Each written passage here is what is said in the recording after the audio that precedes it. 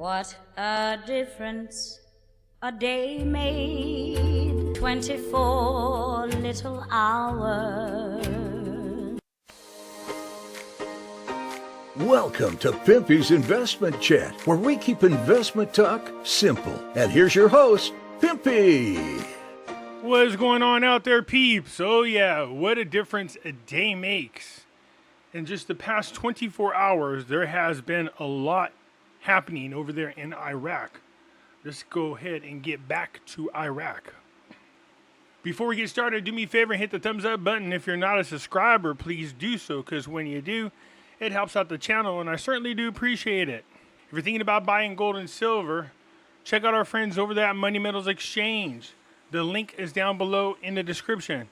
If you're a first-time buyer and you spend more than $100, use promo code Pimpy, P-I-M-P-Y, and you will get a free half ounce of silver.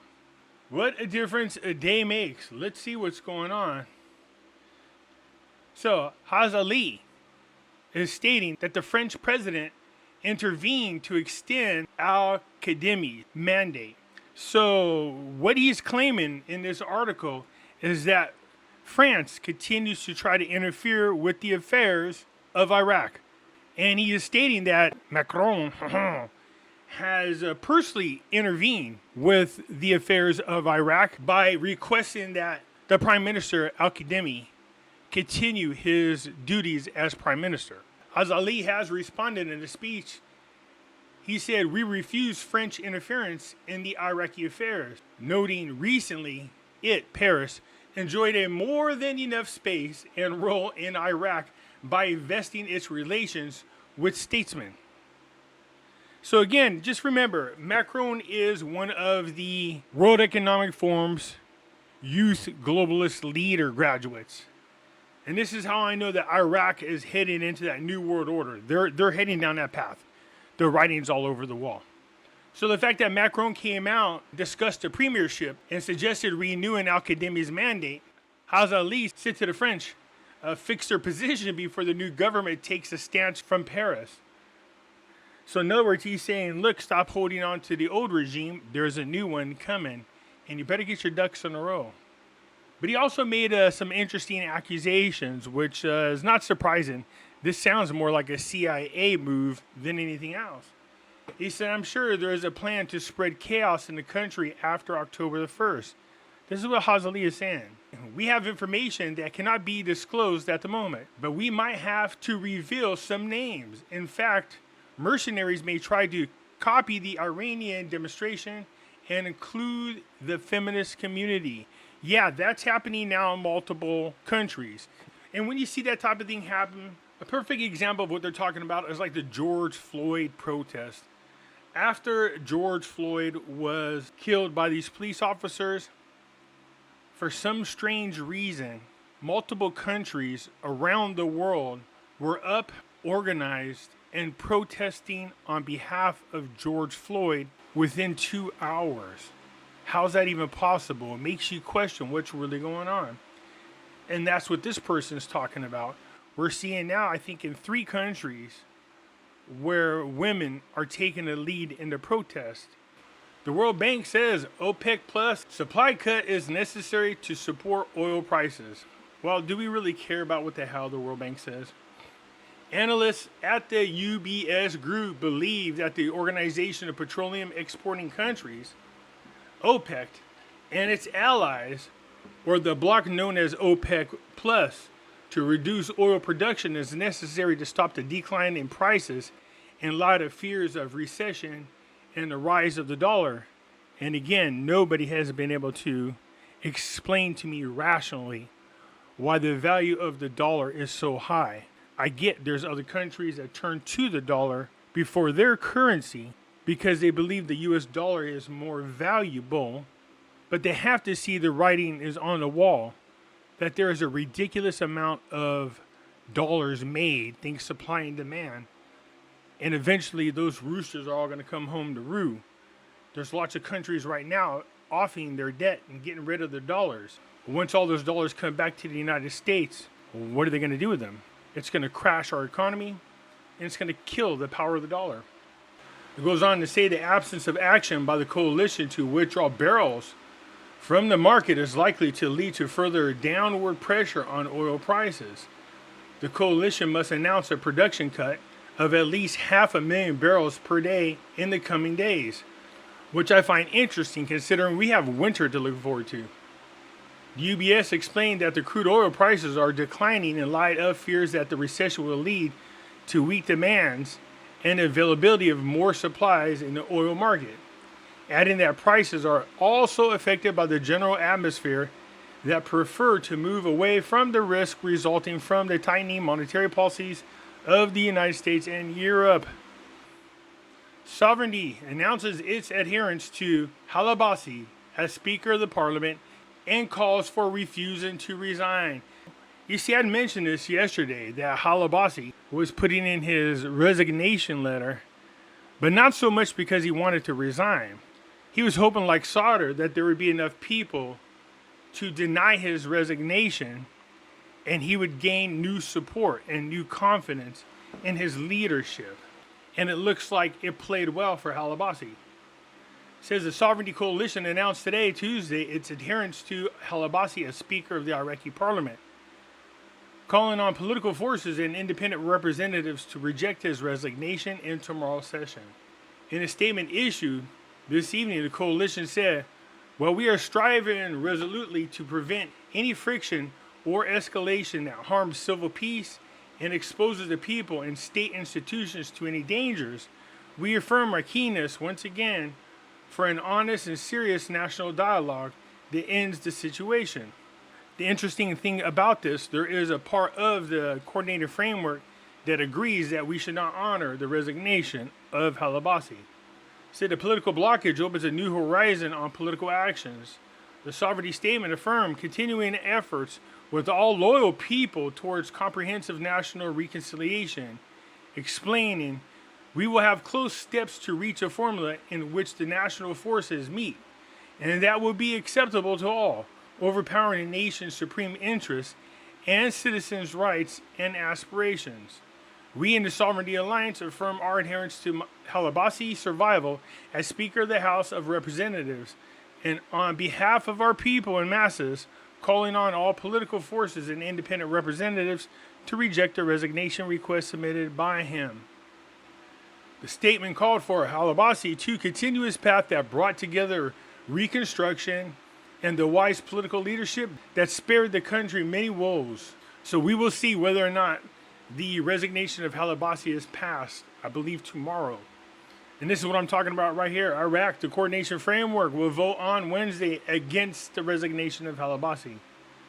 The funny thing is, they were speaking in favor of, but it looks like they're going to vote against.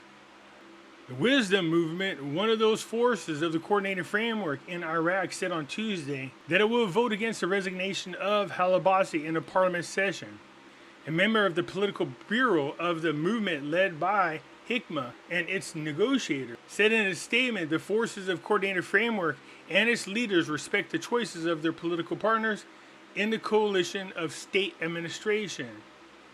Our decision in the National Wisdom Movement is the same as the decision of the partners in the state administration coalition to reject Halabasi's resignation. There's talks of an official announcement of the new coalition called the State Coalition, comprising of Coordinated Framework, My Alliance, The Resolve, Sovereignty, in addition to the two Kurdish parties, the Patriotic Union of Kurdistan and a Democratic, and the Babylon Movement. It says the coordinated framework and the parliamentary blocs that will participate in the voting session on Halabasi's resignation will vote most of them against it, meaning that the vote will be a renewal of his members' confidence in their president. According to the Article 12 of the Council's Law of 2017, the resignation of a member of the presidency of the Council, the Speaker, the first deputy or the second deputy from his position, is accepted after the approval of Council by the majority of the numbers of its members present, which are half plus one, provided that the Council is elected by an absolute majority, his successor, in its first session, which there are several lawsuits pending right now in the Supreme Court about the resignation of Sauter and his 75 PMs. They did the first 2 steps, but the parliament never voted on it. House of Lee sends him an invitation to solder via the news. So basically, it's just saying the coordination framework is sending an invitation for solder to come join them and helping establish a new government. I've stated this before. It looked like they're trying to move forward without solder, and I said that's just not going to happen. House of Lee said the coordinated framework has its door open, directing his invitation to solder to present all his observations for the success of the political process and the formation of a stable government. So we'll see if solder takes him up on it. This article here is about the fact that, well, Al-Kadhimi doing what he does best. He went over there and said that during his visit to the United Nations, he feels like Iraq not only strengthened the relationships that they had, but have included new relations for trade and business with Iraq, which is awesome. That's what you want. So when it comes to talking about changing the Iraqi exchange rate, this, of course, contributes to it in a big way. Central bank reserves exceed the ceiling of $87 billion. This is awesome for Iraq. That's a huge part of the exchange rate change. The more reserves you have, the more you're able to protect the value of your currency. Parliamentary is also going to be holding a meeting, it looks like, to talk to the governor of the central bank about the currency auctions and his waiving procedures. So we know, I think it was about a year ago, the location and how the currency auctions are being held had changed. They had moved the auctions over to Kurdistan, I believe is where it was, and they've been holding auctions there ever since. So I think this is just their way of looking at the data and seeing if it's working successfully and they are doing what they're supposed to do, which is weave out the corruption.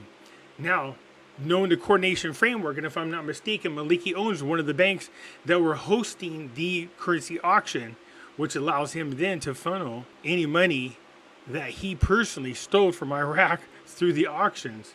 So I'm sure they're already talking about bringing back the auctions to where they were originally, which is kind of interesting. Let's see if that happens. I'm sure most likely if the coordinating framework does take over, they're going to find excuses for why they want to bring it back, and that's exactly what they'll do. So here's what everybody's making a big hoopla about. The central bank reveals a new denomination of the currency and is working on issuing a digital one. This is how I know they're following lockstep in line with the New World Order, talking about a digital currency. Ask yourself this, why do they need to issue a new denomination? If you have a central bank digital currency and it represents one unit, then does it make a difference how many different denominations you have? That doesn't make no sense. If a person has 1,000 units in their bank, well, if the units are equivalent to 1, and all of a sudden you see a shirt that costs 2.5 units, well, then just do the math that way. There'd be no need for different types of denominations. That doesn't make sense. I did think this is funny. Right here it says the naked central bank revealed a new denomination of the Iraqi currency. The naked central bank? So when you go in there, is all the tellers butt naked? So basically what the governor of the central bank is saying that there is a new denomination and keeping pace and trying to match themselves up with the level playing field with country to country. They are going to go ahead and create a new category, a new denomination, the 20,000 dinar. So I know they have the 25,000, the 10,000, the 5,000, the 1,000, the 250, 50, I don't know. Somewhere along the lines they have those denominations. So this would just be 20,000. This would mean they're going to change the exchange rate. This to me is just over time you're going to start seeing other countries do this, trying to get themselves one-to-one is where I think this is going. But if they're creating a whole digital currency, and what I don't like about this particular article, it says that they're trying to get away from cash. You don't want that. I can't stress this enough. The more countries get away from cash, the worse it is for the people. You don't want them to be 100% digital. They could take your money at any time. They could freeze your money at any time. The money would have no value, no intrinsic value. They can create it at will. There's no transparency. They could program the money and determine what you can and can't spend it on and give it an expiration date on there. You can see what's happening in China. They froze. Those who are protesting, they froze their accounts. So the government over there in China is doing that. What makes you think our government wouldn't do the same thing? The central bank is working on issuing a digital currency to keep pace with the development of monetary transactions in the region and the world. But so far, there is no specific orientation, date, controls for issuing digital currency in the country. That's why you keep seeing them. They're training, new banking equipment, a whole 9 yards. And we are working during the coming periods on these controls to keep pace with the countries of the region and reduce the practice of dealing cash by issuing a digital currency. As well as they're going to delete the zeros. And everybody goes, and I hear all the speculations, man. It's so funny because everybody has their own little myth on how what happens when they delete the zeros. I explained to you millions of times that these people are wrong, okay? And then I even showed you where they gave you an example of what happens when they delete the zeros.